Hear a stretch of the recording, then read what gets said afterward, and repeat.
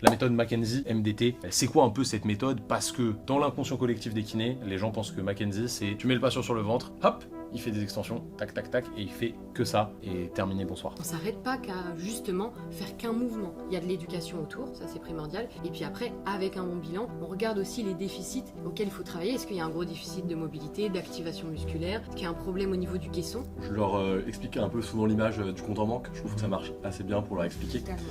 Où voilà, ils ont peut-être un peu trop dépensé. Souvent c'est en flexion parce qu'ils répondent assez souvent bien à l'extension. Et donc on va recréditer le compte tout simplement pour repasser dans le vert. Et il faut bien le préciser au patient parce qu'il va revenir, oh là j'ai encore plus mal au dos, qu'est-ce que vous avez fait? Oui mais vous avez plus mal dans la jambe. Et en fait pour nous c'est bon signe parce que si on l'explique pas, lui il va se dire ok c'est quoi ce bazar quoi. Ça en fait dans la littérature ce qu'on retrouve c'est que chez les femmes, peu importe le nombre d'accouchements, ça c'est important de le noter, qui ont des lombalgies, on va retrouver en général jusqu'à 30% de déficit de force sur les muscles du penché pelvien.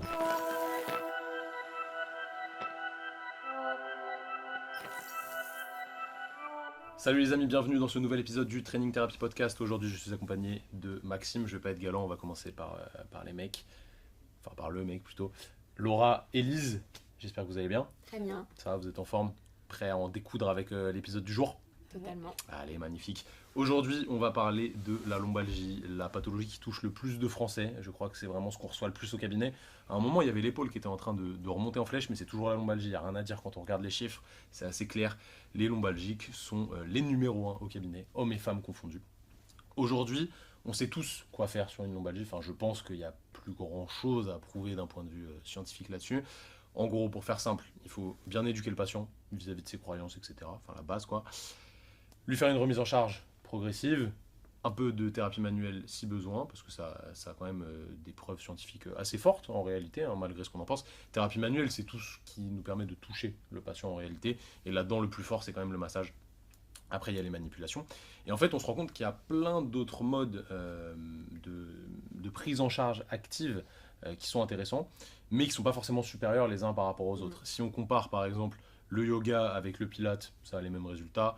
Si on compare le pilate avec les exercices de renfort classique, ça a les mêmes résultats. Si on compare les exercices de contrôle moteur avec les exercices de renforcement avec charge, c'est à peu près les mêmes résultats. Bon, après, les études, de toute façon, c'est toujours compliqué d'avoir quelque chose de transposable à un patient précis.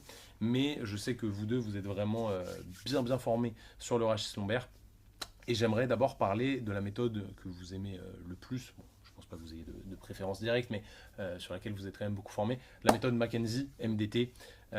C'est quoi un peu cette méthode? Parce que dans l'inconscient collectif des kinés, les gens pensent que McKenzie, c'est tu mets le patient sur le ventre, hop, il fait des extensions, tac tac tac, et il fait que ça, et terminé, bonsoir. C'est ça ou pas? Bon, la méthode McKenzie, c'est un peu plus complexe que ça. Ok. En fait, c'est avant tout un bon bilan, une méthode de raisonnement basée sur un bilan. Effectivement, il y a 70% des personnes qui ont un dérangement lombaire qui vont répondre à l'extension. C'est pour ça que c'est quoi un dérangement? Un dérangement. En fait, il y a 4 types de syndromes. Il y a dérangement, dysfonction, postural ou autre. Okay. Donc déjà, on les trie pas tous dans les mêmes cases normalement. Est-ce que tu peux me différencier un peu les 4? Dérangement, c'est justement quelqu'un qui réagit à une préférence directionnelle, c'est-à-dire qu'il y a un mouvement dans un sens qui va l'améliorer et au contraire, dans le sens inverse, qui va l'empirer. Ok.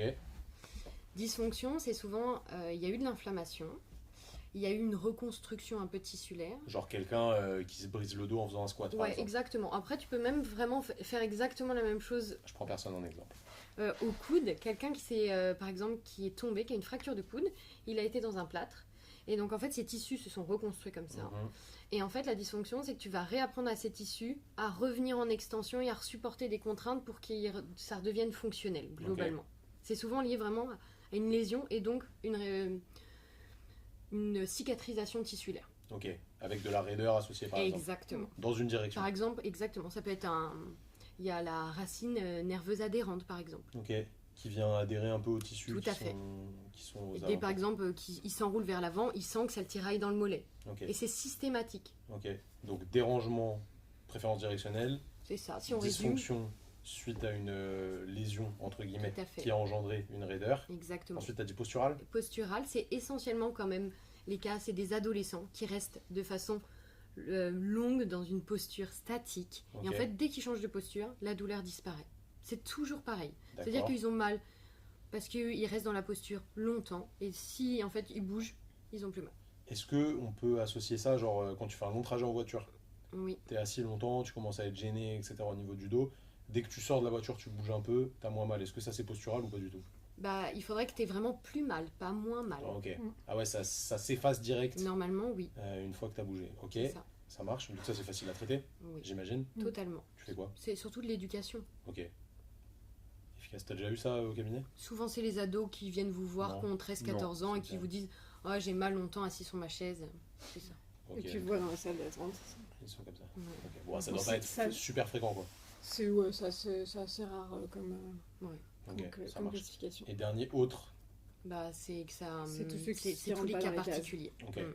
C'est quoi à peu près on va dire je vais pas avoir le terme, mais la répartition en termes de pourcentage, je sais que c'est pas forcément facile, mais Essentiellement dans le dérangement. Ouais, grande majorité donc en la dérangement. plupart des patients quand même, ils vont avoir une préférence directionnelle de Tout mouvement. à fait. Mm. Ok, ça marche. Du coup, imaginons un patient qui arrive avec un dérangement. Comment tu diagnostiques ce dérangement? C'est direct avec ta procédure de modification de symptômes? Non. Mm. En fait, Mackenzie, là-dessus, ils sont quand même. C'est vraiment top. Le bilan est bien fait. C'est-à-dire qu'en fait, tout va t'orienter vers un dérangement. C'est-à-dire que l'ensemble des questions que tu vas poser va t'amener à te dire ok, il va sûrement mieux réagir à ce mouvement spécifique. Ok. Déjà, tout en amont, tu sais presque dans 90% Ouais. des cas que tu as ta réponse. Sans D'accord. avoir encore fait bouger le patient ou pris des marqueurs, au fur et à mesure du questionnement, tu as déjà une petite idée de la classification. Donc, imaginons tu es quasi sûr que c'est un dérangement. Il faut absolument, enfin normalement, si tu as bien fait ton bilan, quand tu feras ton testing des mobilités et des mouvements répétés, il faut que tu trouves un truc à la fin. Bah, l'idéal, c'est de Autrement, c'est réussir pas un à moduler dérangement. ses symptômes. Sinon, c'est que tu Enfin, fais en tromper fait, un sur dérangement, ton- ça veut ton dire qu'il évaluation. répond mécaniquement. Ok, ça marche. Prenons le cas typique. Je crois que c'est les gens qui répondent à l'extension sur les lombaires. Oui, si je dis pas de essentiellement. bêtises, c'est 70%. Hein. Environ, ouais. En gros, 70% des dérangements Ouais, voilà. sont vers l'extension. Ont une préférence directionnelle en extension. Et la majorité des gens sont en dérangement, donc voilà, faut Mm. faire un Une calcul grande majorité. extrêmement précis, mais ça reste compliqué. Tu as diagnostiqué que ton patient était plutôt dans le dérangement. Mhm. Qu'est-ce que tu fais après? En fait, d'avoir une préférence directionnelle, un mouvement qui va améliorer les symptômes, c'est vraiment un outil qui va te permettre en fait de booster la prise en charge au début. Ok. C'est vraiment un booster et puis en fait ça va permettre que le patient adhère, il va voir directement qu'il a des résultats, il se dit oh je fais le mouvement c'est dingue, j'ai beaucoup moins mal ou ma douleur a évolué et du coup directement il va adhérer à ta prise en charge. Mais on s'arrête pas qu'à justement faire qu'un mouvement.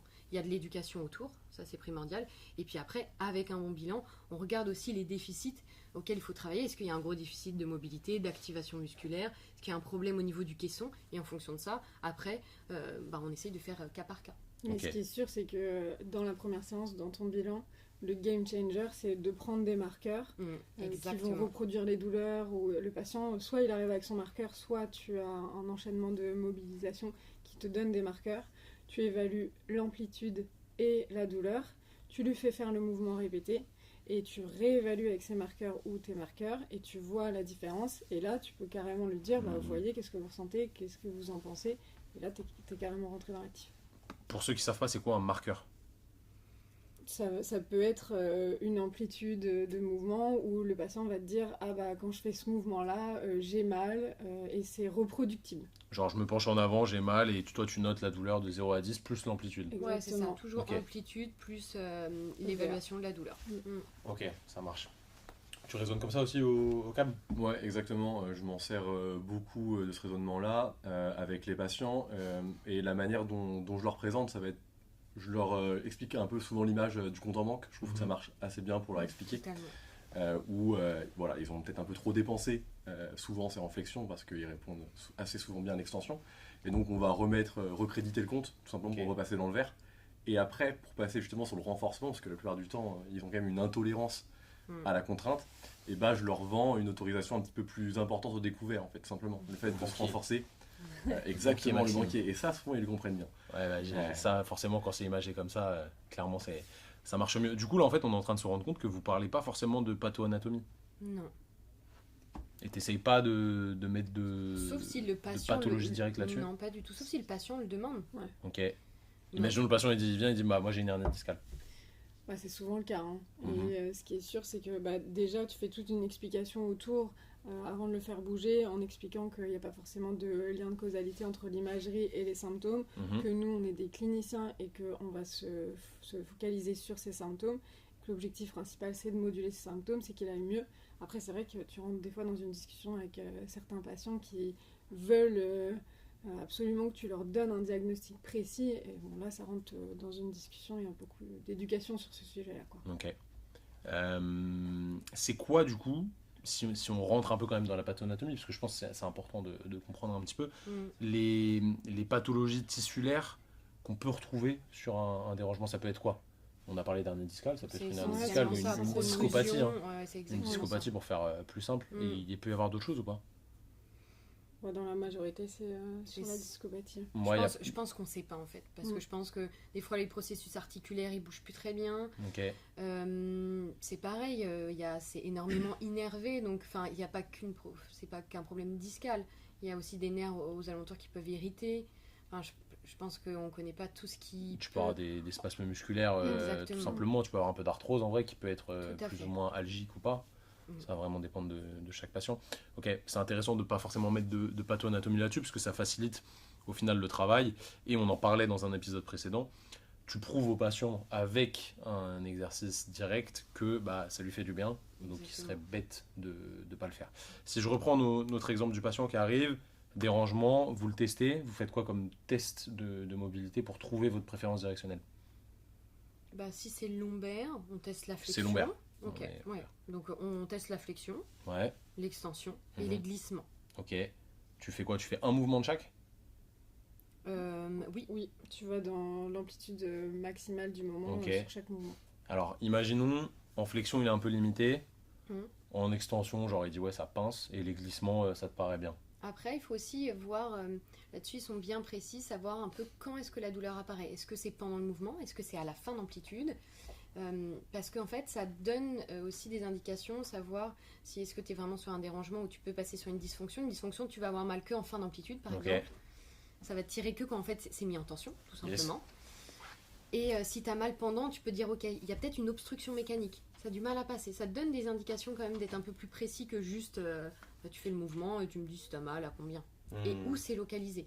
Parce que quand tu vas faire après justement tester tes mouvements, la localisation de la douleur va vraiment te donner des indications si tu vas dans le bon sens ou pas. Il centralise, il périphérise, ça donne quand même beaucoup d'indications. C'est quoi centraliser? C'est quoi périphériser? Imaginons que le patient il arrive avec une douleur qui descend dans la fesse et dans la cuisse. Périphériser, c'est que tu vas tester un mouvement répété que tu as pensé être bon pour lui. Si ça descend dans le pied, c'est que là c'est empiré et du coup tu as périphériser, donc il faut revoir le mouvement ou changer de direction.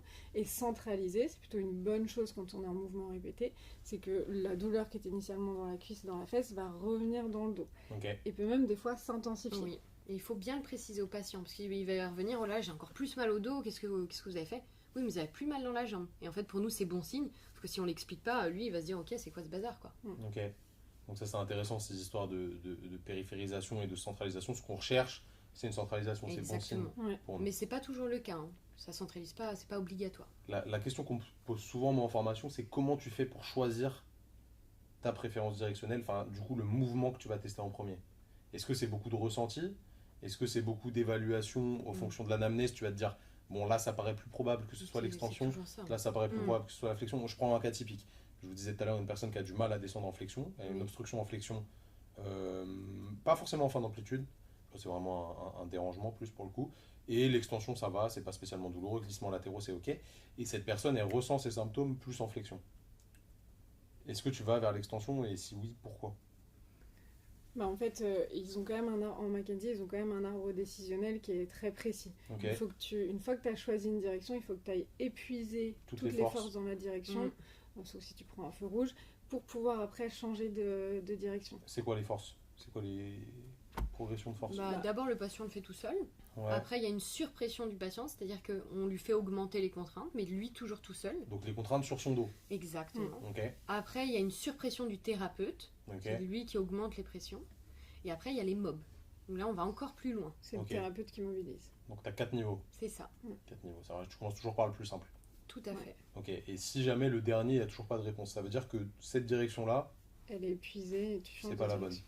Combien de mouvements Ah, alors attention, Tu peux, des ouais. fois, on ça laisse prend du temps. Ouais, le non, patient mais dire évidemment. ok, là, à l'instant T, on n'a pas eu peut-être les résultats voulus, mais par contre, tu vas le tester et des fois, c'est la quantité de mouvements qui va faire que ça va Il y a quand même avoir beaucoup de fait. ressenti là-dessus Ouais. et d'expérience. Ouais. C'est pour ça que le triptyque EBP là-dessus il est très important. Avec ton expérience de thérapeute, tu vas faire des meilleurs choix parce que tu as vu plus de patients dans ce style. Totalement. Ce qui est logique. Mais je pense qu'au-delà de l'expérience, c'est vraiment avoir un bon bilan et prendre toutes les informations de l'anamnèse. Le patient, il nous donne tout. À Ouais. chaque fois, Mmh. comment il s'est fait mal, la position dans laquelle il était, qu'est-ce que c'est son travail, qu'est-ce qu'il fait comme activité physique dans le quotidien, quelles sont ses habitudes. En Mhm. fait, la totalité de tout ça va te faire que tu te trompes pas en faisant ce mouvement. Ouais, bien sûr.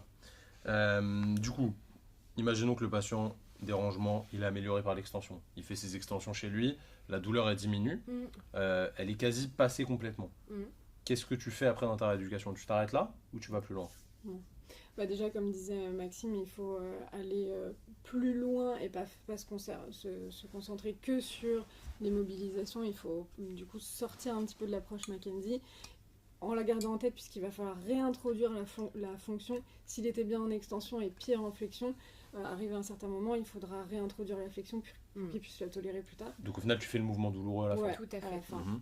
Mais sinon, après, il faudra partir sur toutes les autres clés et outils de kiné qu'on a sur les rachis. Ok. Et est-ce que tu fais des exercices? J'imagine qu'après tu fais des exercices du coup Oui. un peu plus précis, enfin ou pas, hein, avec un peu plus de contraintes surtout, qui sont spécifiques à la direction qu'améliore le patient, ou est-ce que tu fais juste des exercices globaux?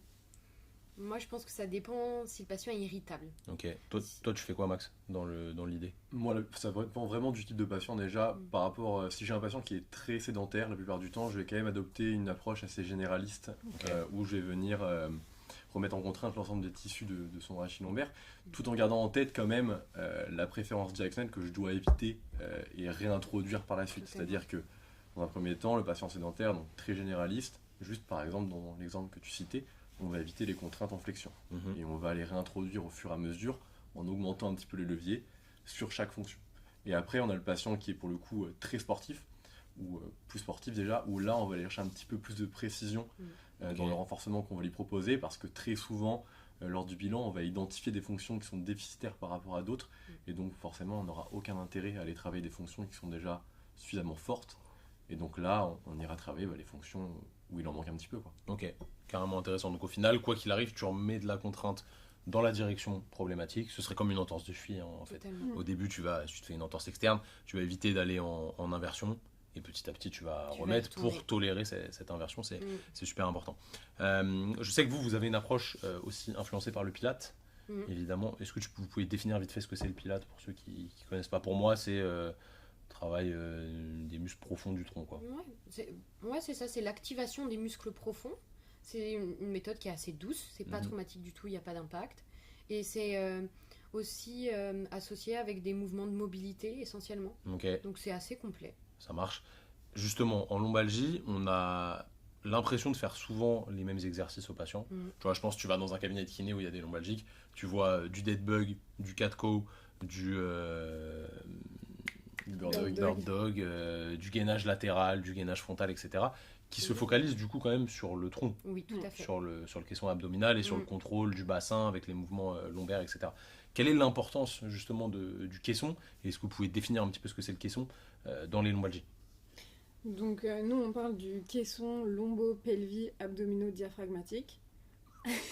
Complexe. C'est un gros mot pour dire le corps, le tronc, Ok. où tu as l'ensemble des tissus du périnée en bas, les abdos devant, côté, les érecteurs du rachis derrière et le diaphragme au-dessus. Mhm. Et en fait, on aime bien cette vision d'ensemble pour que en fait, on ne soit pas que focalisé sur le dos du patient et qu'on aille réintroduire toute la fonction reste, du ouais. tronc. Ok. Et donc c'est pour ça qu'on utilise beaucoup, et que tous les kinés aussi font ça, d'utiliser les exercices que tu as cités pour aller travailler sur les muscles profonds, du transverse, des érecteurs du rachis. Donc pour nous c'est primordial d'avoir cette base-là Parce que pour te donner un exemple un peu plus concret dans le sport, il y a, vous faites majoritairement du crossfit, ou en muscu, tout le monde est très fort sur les muscles superficiels et les blessures sont souvent dues à un déficit au niveau des muscles profonds. Donc commencer la remise en charge par un travail des muscles profonds, ça a tout son sens avant d'aller sur des muscles qui sont plus superficiels. Et le Pilates, c'est un très bon outil pour travailler à ce sujet. Les profonds. Tu parlais du caisson et du coup tu parlais du périnée. Il me semble que tu as vu dans la littérature il n'y a pas longtemps que souvent, quand il y avait une lombalgie, il y avait une problématique de périnée associée, si je dis pas de conneries. Vous aussi les filles, vous avez des données là-dessus? C'est ça, en fait, dans la littérature, ce qu'on retrouve, c'est que chez les femmes, peu importe le nombre d'accouchements, ça c'est important de le noter, qui ont des lombalgies, on va retrouver en général jusqu'à 30% de déficit de force sur les muscles du penché pelvien. D'accord. C'est très important. Bah ouais, c'est énorme. Et donc, on aurait tout intérêt, en fait, chez les patientes lombalgiques, à aller bilanter de manière quasi automatique les muscles du penché pelvien. Ok, comment vous expliquez ça?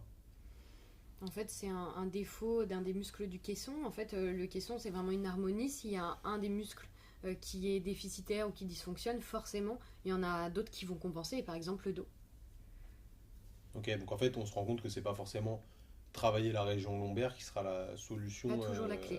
À 100% des problématiques, quoi. Et en fait, il faut le voir aussi sous le prisme de la co-contraction de ces muscles-là. On sait qu'à la contraction des abdos, on a aussi une contraction des muscles du périnée. Ça vaut aussi pour les érecteurs du rachis. Et du coup, il faut réussir à harmoniser cet ensemble-là. Ok, très stylé. Et quand on travaille si tout se passe bien, normalement les autres en synergie. Ouais, ça paraît logique. Du coup, si je devais conclure là-dessus, je vous pose une question à tous les trois. Ce serait quoi un peu votre conclusion pour bien rééduquer une lombalgie? Qu'est-ce qu'il faut faire, les étapes clés selon vous? Il n'y a pas de méthode miracle évidemment, mais voilà, le B à bas pour un kiné pour bien rééduquer une lombalgie de A à Z. Je pense que c'est un peu comme toutes les pathologies. On va d'abord essayer de récupérer une mobilité non douloureuse. Pour ça, on va avoir différentes méthodes. On a parlé de la méthode Mackenzie. On va également avoir le travail tissulaire qui peut être intéressant, notamment les triggers. Dans la littérature, on retrouve des choses très intéressantes. L'éducation aussi.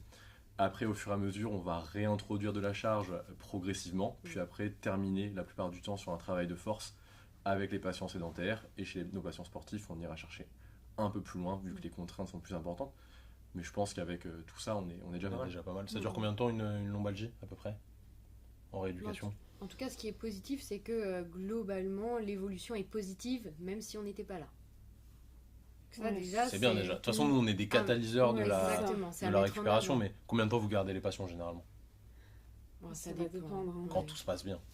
C'est assez rapide la plupart du temps. Moi, je dirais 6 semaines en moyenne. Ce que j'allais dire. Sauf pour les patients qui ont des drapeaux jaunes très importants. Souvent, tu trouves des patients chroniques. Faire du 1, 2 ans, 3 ans. Ça peut arriver, mais en général, c'est entre 1 mois et demi et 3 mois. Ça passe assez rapidement. En vrai, c'est plus rapide qu'une épaule, tu vois, ce genre de problématique. Quand on fait bien les choses. Mais pour moi, c'est vraiment les premières séances qui sont clés. Parce que tu l'as dit au début, c'est un booster, c'est un catalyseur. Notre approche qu'on va avoir au départ. Si tu trouves le mouvement ou même la thérapie, ça peut être de la manipulation ou autre, mais qui fait en sorte que le patient, ses symptômes diminuent rapidement, forcément il va y avoir une prise en charge qui va être plus simple et surtout il va y avoir une adhésion au traitement qui va être plus importante et forcément ça fonctionnera mieux parce qu'on sait aujourd'hui que pour qu'un patient réussisse son traitement, il faut qu'il adhère au traitement, c'est le plus important. Et si tu arrives à faire ça, c'est magnifique. Vous avez rien à rajouter sur la lombalgie? Je pense qu'il faut oser aller aussi à la fin du traitement, dans le sens où on n'ose pas des fois soit aller rebosser des muscles du caisson qu'on ferait pas généralement, ou alors même mettre des impacts. En fait, ça a été reconnu, les disques, justement, c'est long, mais ils s'adaptent aux impacts. Moi, j'ai beaucoup de lombalgie que j'ai fait de la course à pied, parce qu'en fait, du coup, les disques se sont adaptés aux impacts, et du coup, ils toléraient beaucoup mieux leur quotidien. Donc, faut pas hésiter des fois à les pousser un petit peu plus loin, même si on l'aurait pas fait. Ça, c'est la mécanotransduction. Chaque tissu répond de manière sélective, entre guillemets, à un type de contrainte, et les disques répondent très bien à la compression. Donc forcément, la course à pied, ça comprime, et de toute façon, c'est fait pour ça. Hein. Quand tu es en décubitus contre-pesanteur, il regonfle, il s'hydrate. Et après, tu as ce système de fluage quand tu es dans la pesanteur, donc ça paraît juste logique en soi. Totalement. Donc la course à pied est bonne pour le dos, évidemment. Là-dessus, on n'a pas trop de... on se pose pas trop de questions, en vrai on le savait depuis longtemps, mais si jamais vous n'êtes pas kiné et que vous regardez cette vidéo, courir ça vous fera pas mal, vous inquiétez pas, si c'est bien dosé. Tout Bien à sûr. fait. Voilà, comme d'hab, il faut faire une reprise progressive, comme d'habitude. Et bah, je crois qu'on n'est pas trop mal sur la lombalgie. Les amis, j'espère que vous avez kiffé cet épisode. Si jamais c'est le cas, n'hésitez pas à nous le dire dans les commentaires directement sur YouTube. Évidemment, abonnez-vous à la chaîne YouTube, c'est très important pour nous. Ça nous permet de vous faire encore plus de contenu qualitatif pour vous aider dans vos prises en charge. Si jamais vous nous écoutez sur Spotify, Deezer, Apple Podcast, mettez un petit like, mettez une review, 5 étoiles évidemment, mettez pas 4 parce qu'après, c'est chiant, on n'a plus 5 étoiles et du coup c'est relou. Abonnez-vous, évidemment c'est important. Et répondez dans le sondage sur Spotify, c'est quand même intéressant d'avoir vos avis sur cet épisode. Si jamais vous voulez aller plus loin, on vous a concocté un guide complètement gratuit qui est une formation vidéo où on vous explique comment bien éduquer votre patient, comment bien programmer votre renforcement musculaire et ce sera intéressant si vous avez des lombalgiques en prise en charge. Pour ça, vous avez juste à cliquer sur le premier lien dans la description, ça s'appelle le guide du kiné expert, très très simple, vous regardez, il y a quelques vidéos, en 2 heures vous avez appris un tas de trucs qui remballent une bonne partie des cours que vous avez vus à l'école, donc franchement c'est un game changer. En attendant, prenez soin de vous, prenez soin de vos patients, nous on se dit à la semaine prochaine pour un nouvel épisode. Salut tout le monde.